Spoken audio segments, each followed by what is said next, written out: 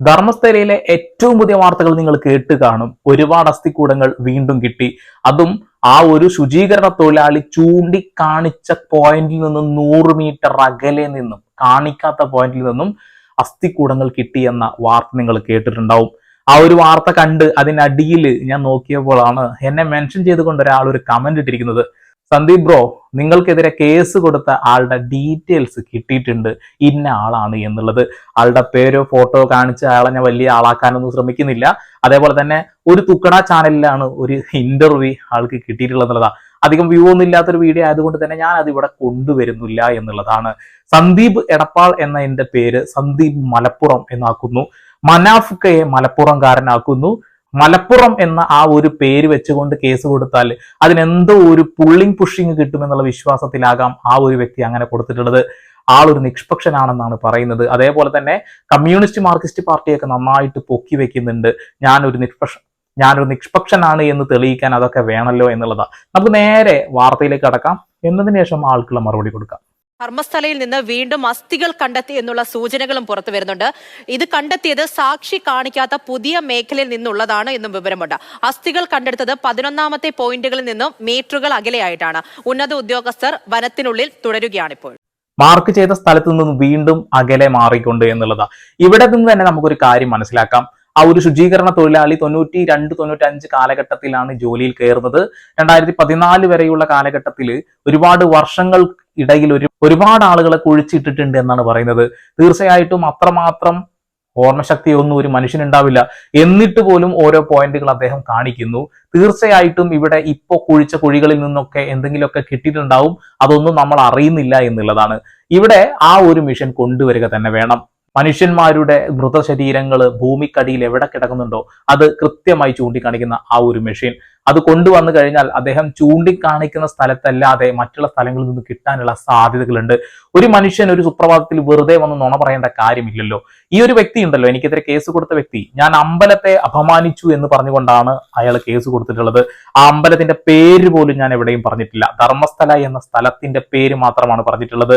Okay, അത് വെച്ച് ആള് കേസ് കൊടുക്കുകയോ കൊടുക്കാതിരിക്കുകയോ എന്ത് വേണമെങ്കിലും ആകട്ടെ, മനുഷ്യന്മാരെ ബെറി ചെയ്തിട്ടുണ്ട്, കുഴിച്ചിട്ടുണ്ട് എന്ന് പറയുന്ന ആ വാക്കിനെ അയാൾക്കൊന്നും പറയാനില്ലേ എന്നുള്ളതാണ് എന്റെ ചോദ്യം.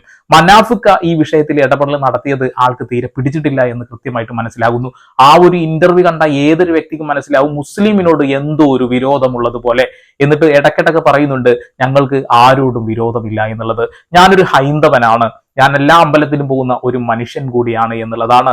അങ്ങനെയുള്ള ഒരു മനുഷ്യനായിരിക്കെ ഞാൻ ചോദിക്കട്ടെ, ഈ ശുചീകരണ തൊഴിലാളി പറഞ്ഞ ഒരു വാക്കുണ്ട്, ആ ഒരു സൂപ്പർവൈസർ പറഞ്ഞതിന്റെ അടിസ്ഥാനത്തിലാണ് ഞാൻ ഇതൊക്കെ ചെയ്തത് എന്നുള്ളത്.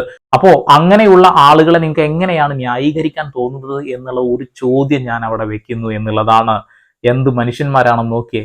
മരിച്ചു പോയത് മനുഷ്യന്മാരുടെ കഥയാണ് പറഞ്ഞത്, അല്ലെ പൂച്ചക്കുഞ്ഞിന്റെയും പട്ടിക്കുഞ്ഞിന്റെയും കഥയല്ല എന്നുള്ള ബോധം വേണം. അതേപോലെ തന്നെ എന്നെ എന്തൊക്കെയോ മെൻഷൻ ചെയ്തുകൊണ്ട് വീഡിയോയിൽ പറയുന്നത് ഞാൻ കേട്ടു. എനിക്ക് ഒന്നും സംഭവിക്കാൻ പോകുന്നില്ല എന്നുള്ള ബോധം എനിക്ക് നല്ല രീതിയിലുണ്ട് എന്നുള്ളതാണ്. അതുകൂടാതെ തന്നെ ആ ചാനലിൽ നിരന്തരം കമന്റ് ഇടുന്ന ഒരു വ്യക്തിയുടെ കമന്റ് ഞാൻ ഇവിടെ സൈഡിൽ വെച്ചിട്ടുണ്ട്.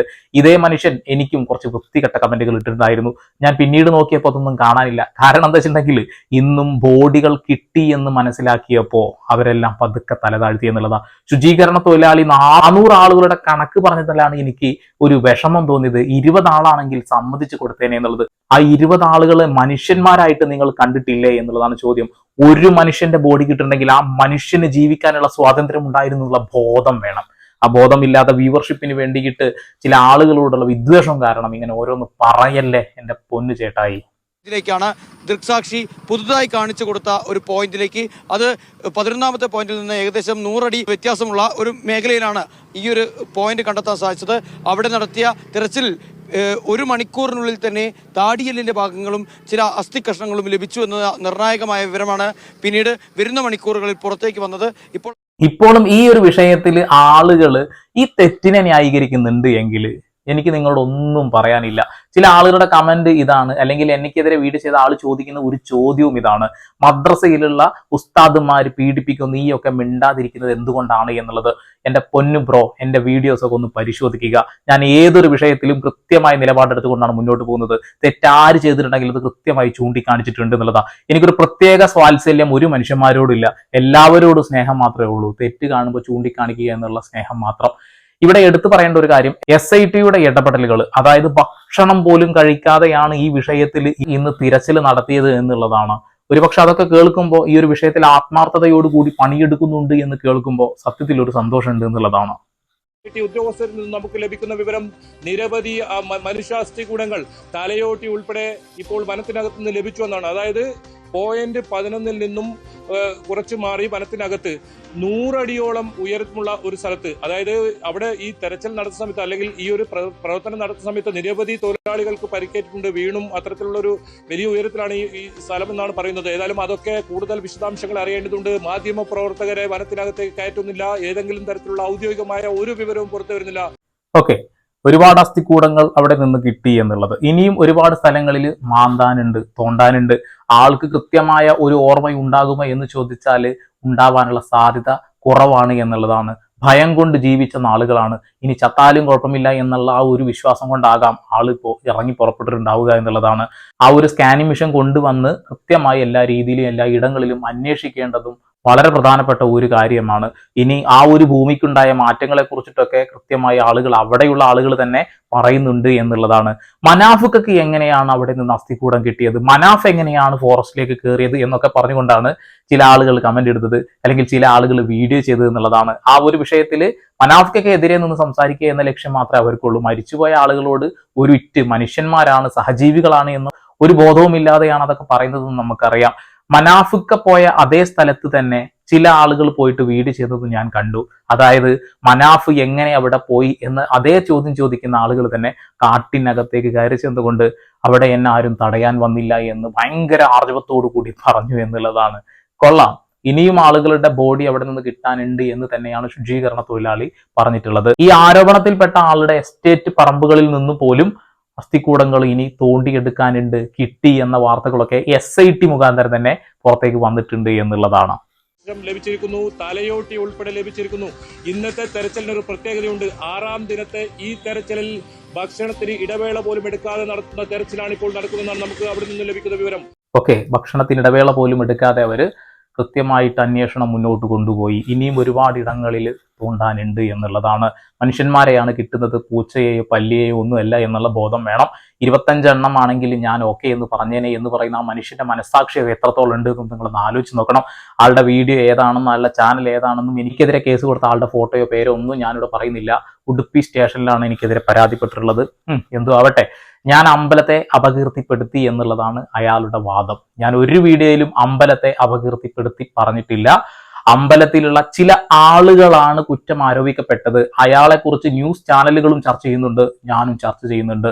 തീർച്ചയായിട്ടും സഹജീവികളോട് സ്നേഹമുള്ള ഒരു മനുഷ്യൻ എന്ന നിലക്ക് നിരന്തരം വീഡിയോ ചെയ്തുകൊണ്ടേയിരിക്കും. ഒരു തർക്കവും ആ കാര്യത്തിൽ വേണ്ട.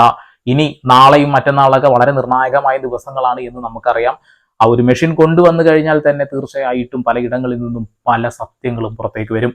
SIT ഒരുപാട് കാര്യങ്ങളൊന്നും പുറത്തേക്ക് വിട്ടിട്ടില്ല. വളരെ സങ്കീർണമായിട്ടുള്ള വളരെ പ്രധാനപ്പെട്ട കാര്യങ്ങളാകാം, അതുകൊണ്ടാകാം പുറത്തേക്ക് വിടാത്തത്. നാളെയോ മറ്റന്നാളോ ആയിട്ട് ഒരു പ്രസ് കോൺഫറൻസ് വിളിച്ചു വരുത്തും എന്നുള്ള കാര്യവും അറിയാൻ കഴിഞ്ഞു. എല്ലാ കാര്യങ്ങളും പുറത്തേക്ക് വരട്ടെ.